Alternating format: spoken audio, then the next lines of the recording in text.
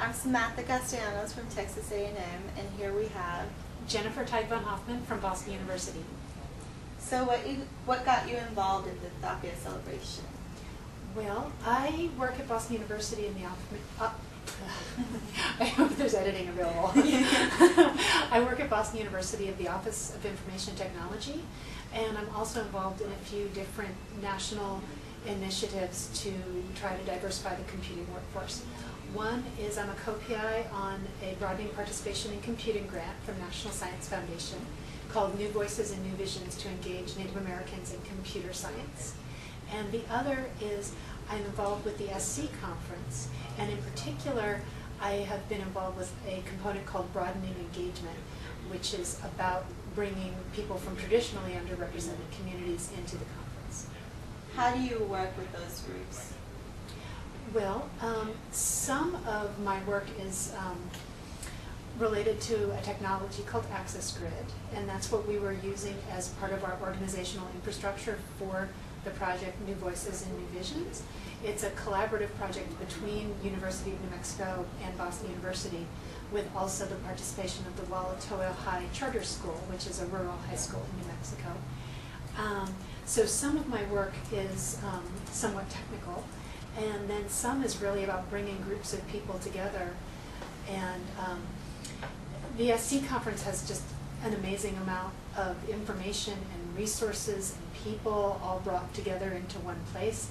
And so what I try to do is I try to bridge relationships, and so a lot of what I do is sort of organizational and managerial to make those connections happen.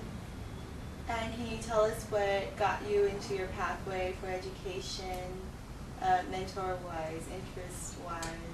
Sure. I have a really eclectic path, and I must say a lot of women, perhaps especially of my generation and above, I'm not sure, but a lot of women have very eclectic and nonlinear paths.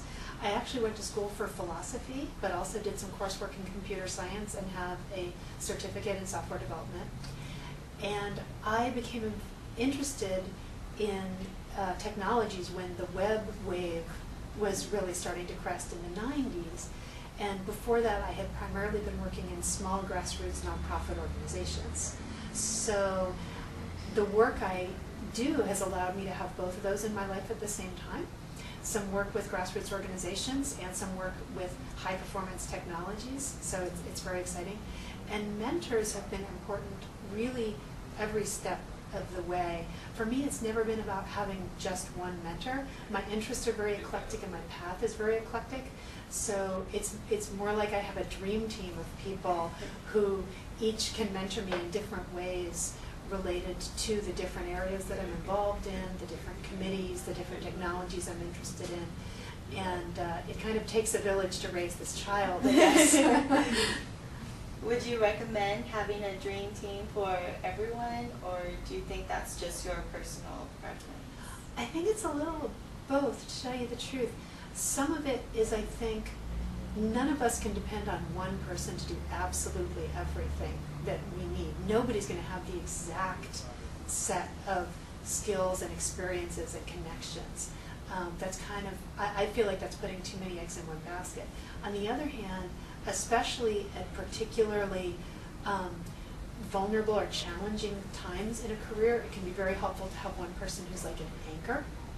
So I would say it's great to have that one anchor person when you can, but then always have, like, if we stay with the sports metaphor, it's always good to have a bench, because you're going to need to know, hey, I got to find someone who knows somebody at Argonne National Laboratory, or who really has in-depth knowledge of logo programming, or NPI, or the new Parallel MATLAB. You know, there's always, you can't count on one person to have all of those connections and all of those knowledges, especially if you're going to have an interesting, eclectic, and unique career, which I think, especially the way technology's changed and society's changed, I think we all have to be prepared and flexible.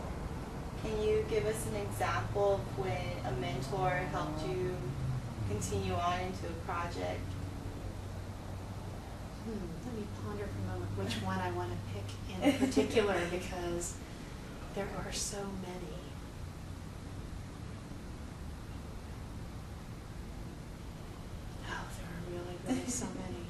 hard to pick. Well, one that I'll pick is I was the primary investigator for an NSF project, which was a small grant for experimental research, and it was working with the Minority Serving Institutions Network to do some support and evaluation of the use of access grid technology at member sites. So really I had two mentors who played huge roles in supporting me in this. One was Roscoe Giles of Boston University, who was instrumental in helping me to develop the proposal idea and know the right path to submit it successfully. And the other was Stephanie McLean, who was at the time at NCSA, who worked with me on how to implement the plan, working with the MSIs, and I hope that the research that I was able to put together was of use to her and to the group. So it's interesting, even when I try to come up with an example of one project and one mentor, I can't not mention them both. Okay. Well, thank you so much for your time. I really appreciate it. You're very welcome. Thank you for asking me.